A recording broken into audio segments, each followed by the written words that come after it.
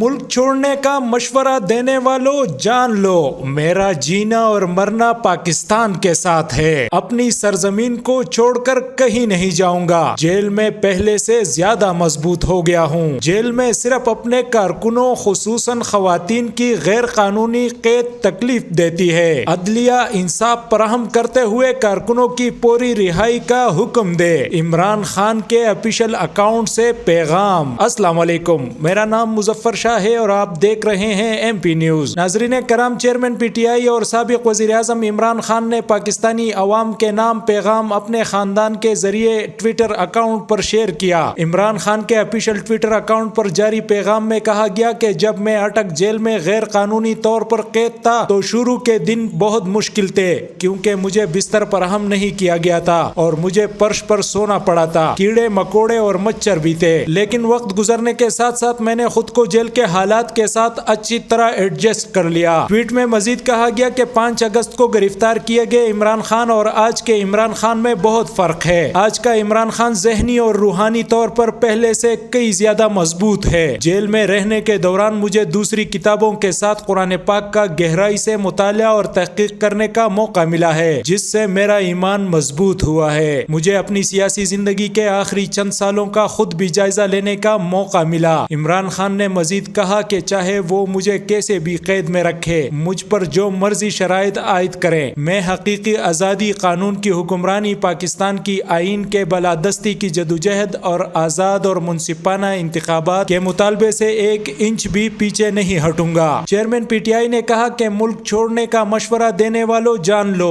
مجھے پاکستان کے ساتھ جینا اور مرنا ہے اور میں اپنی سرزمین چھوڑ کر کہیں نہیں جاؤں گا۔ عمران خان نے یہ بھی کہا کہ جہاں تک سائپر کیس کا تعلق ہے تو یہ بوگس کیس سابق آرمی چیف جنرل باجوہ اور ڈونلڈ لو کو تحفظ فراہم کرنے کے لیے بنایا گیا۔ سابق وزیر اعظم نے کہا کہ جیل میں اگر مجھے ایک چیز پریشان اور تکلیف دیتی ہے تو وہ میرے کارکنوں کا دکھ ہے جنہیں غیر قانونی طور پر قید کیا گیا ہے، خاص طور پر ہماری خواتین کارکنان جو مہینوں سے قید میں ہیں۔ میں عدلیہ سے اپیل کرتا ہوں کہ وہ انصاف فراہم کرے اور ہمارے کارکنوں کی پوری رہائی کا حکم دے۔